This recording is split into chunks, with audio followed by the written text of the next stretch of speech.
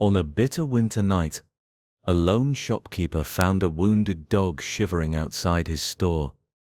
His simple act of mercy sparked a fierce courtroom battle, a town-wide movement, and a bond that no cruelty could break. How far can compassion really go? Max's journey began on a bitter winter night, when the wind cut through his thin fur, and each step sent pain flaring up from his raw, cracked paws, a pain he had learned to ignore, for hunger was sharper still, and warmth nothing but a distant dream. His ribs showed through matted fur as he limped past shuttered storefronts and empty alleys, the world around him silent, except for the soft crunch of ice underfoot,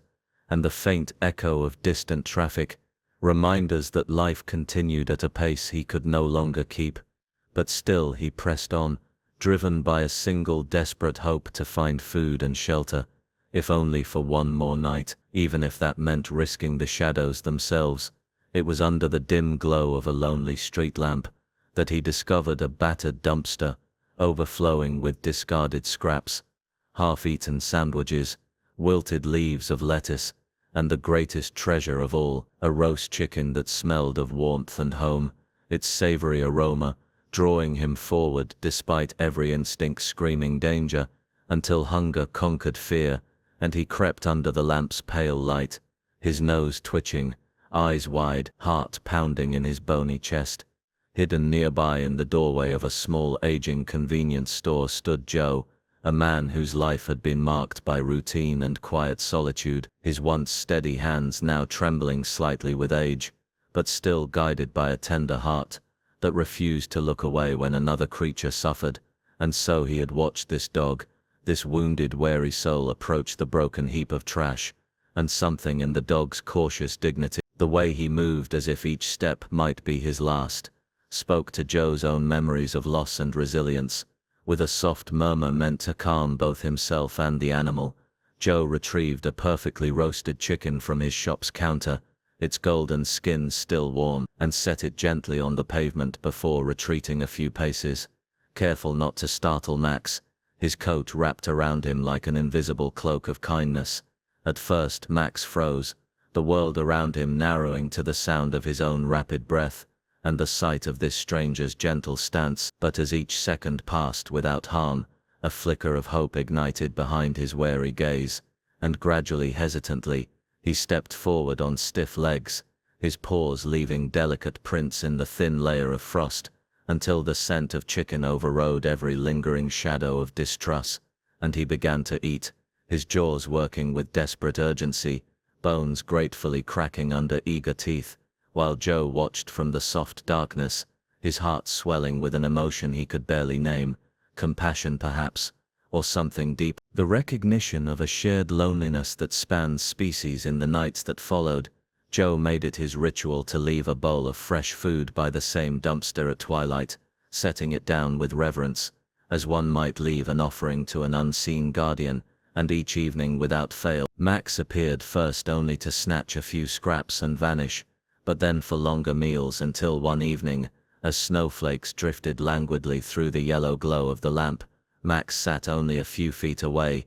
his breathing calmer, his stance less guarded, moved by a sudden impulse born of hope and longing, knelt on one knee, reached out a trembling hand, and spoke softly, his voice a whisper in the night air. "You're safe here, buddy, come closer." Max's dark eyes met his own, and though every instinct told him to flee, the kindness in Joe's tone, steady and unhurried, coaxed him forward. He pressed his cold nose against Joe's outstretched palm, a simple touch that felt to both of them like a promise that food would no longer be a fight for survival, that warmth and care might exist again in a world grown too hard, and that in this quiet exchange beneath the street lamp, two broken souls, one worn by years of loss, the other by years of wandering, found in each other a fragile, budding trust that would grow into something neither dared hope for before that night, a bond forged not in grand gestures or dramatic rescues, but in the steady, unwavering kindness of a single act, repeated again and again, until hope became stronger than fear, and companionship stronger than the cold. Max carried the bruises of a dark past within his body, the faded scars and patches of missing fur, telling a tale of a cruel former owner named Alan. Kicks delivered in moments of misplaced anger that left Max cringing at sudden movements. Harsh words that stung deeper than any physical wound, and days of empty bowls that made each sunrise a reminder of bone-deep hunger. Yet when Joe found him shivering behind the convenience shop,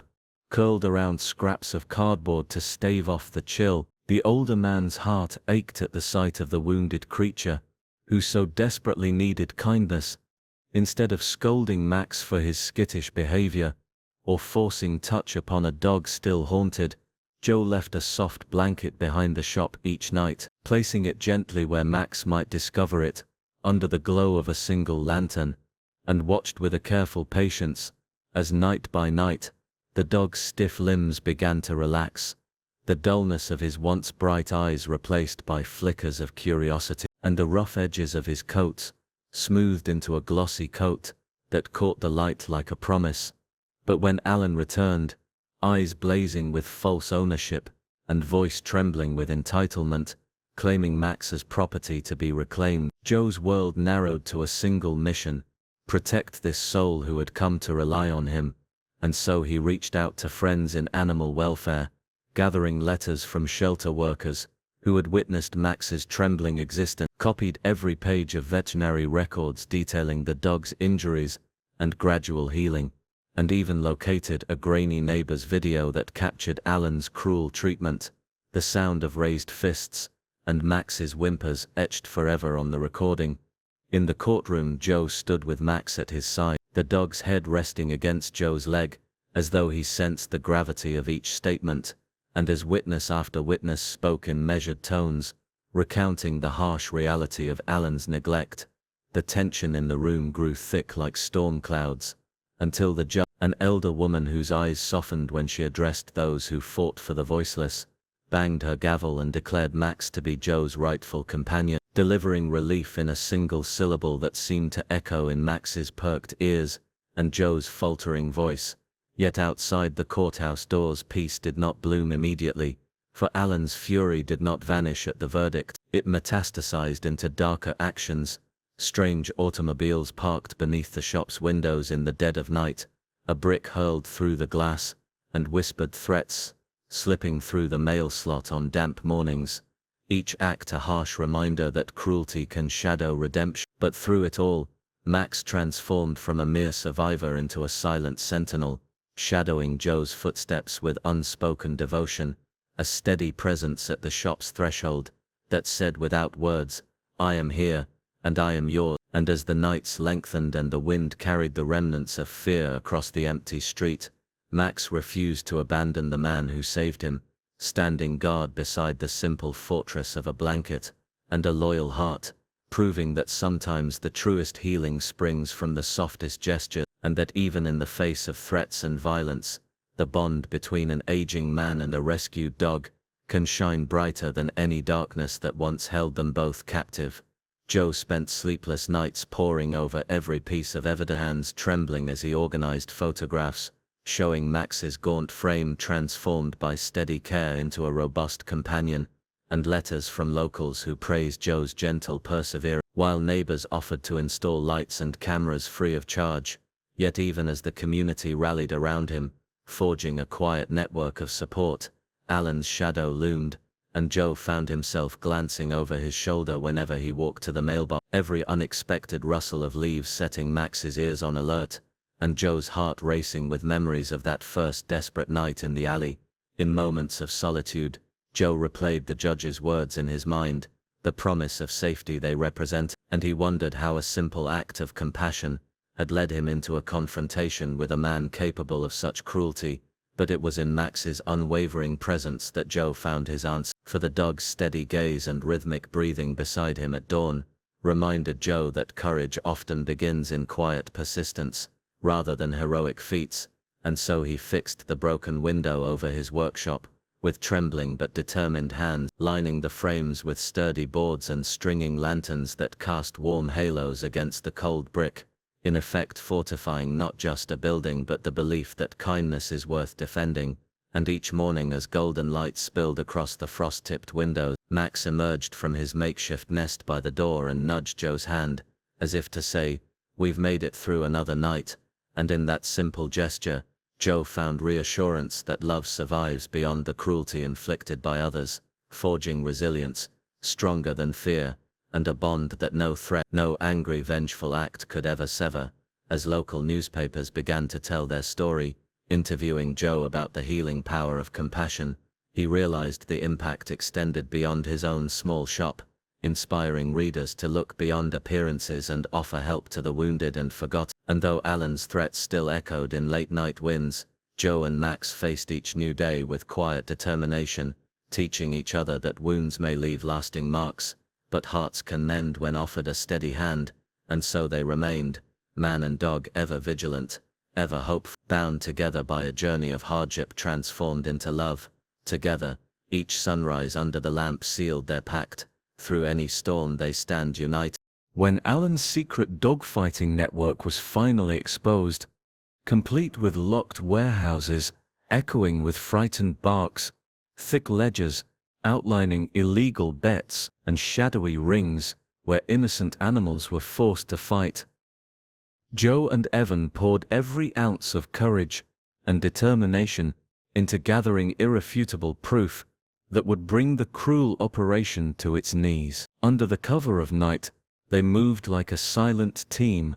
Evan's memory of hidden entrances, Joe's unwavering resolve, and Max's sharp senses blending into a single purpose that refused to be broken by fear. With each photograph snapped, each battered cage inventoried, and each ledger page secured, their hope grew stronger, yet so did the risk, for Alan's henchmen lurked in the shadows, and the air was thick with the threat of violence. Still they pressed on until the appointed hour, when local law enforcement, armed with warrants and bolstered by Joe's testimony and Evan's eyewitness account, swept into the warehouses and liberated every terrified dog. Max, once terrified himself, stood at the front of the team, his body tense, eyes bright as dawn, guiding officers through dank corridors until the last locked door was thrown open. By morning the story was on every newsstand and whispered in every cafe.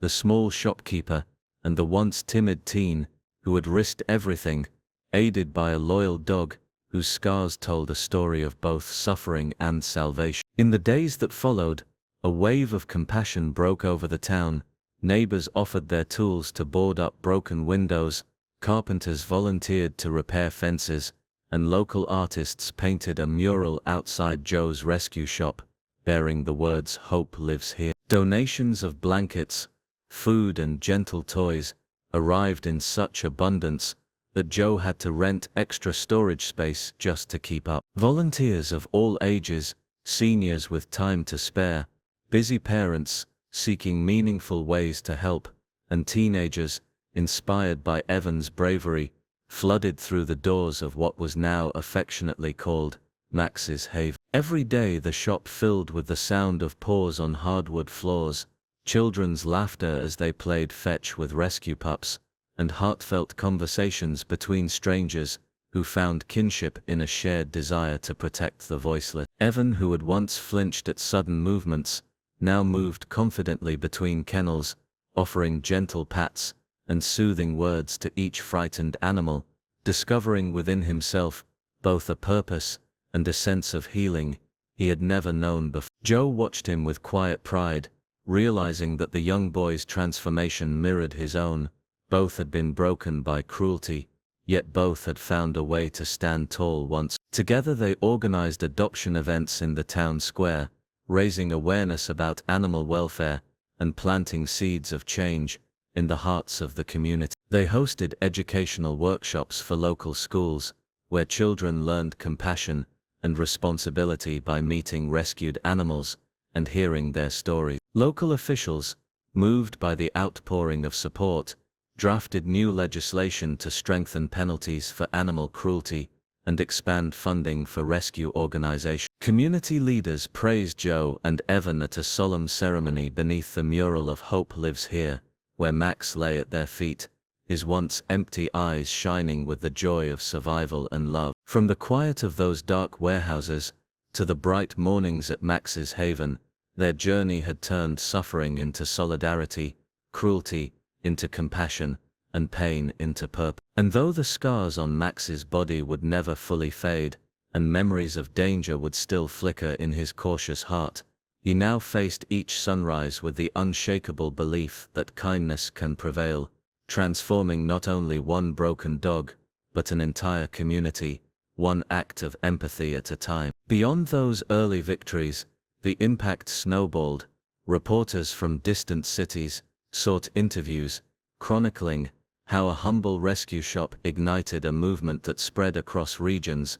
inspiring other communities to establish similar havens for animals in need. Letters arrived from families who adopted a rescued pup and found comfort during difficult times, from seniors who rediscovered purpose by volunteering, and from young students who chose careers in animal care after witnessing Evan's transformation. Joe, often found late at night by the glowing embers of a small stove in his back office, would gently run his hand along Max's back, reflecting on how a single act of kindness had unraveled an entire ring of cruelty and woven a tapestry of hope instead. He kept a weathered notebook filled with sketches and plans for future shelters, one in a neighboring town, another near the coast, so that no dog would ever wander hungry or afraid again. Evan, now a high school senior, balanced schoolwork with a formal internship at the local veterinary clinic, where he learned to care for injured animals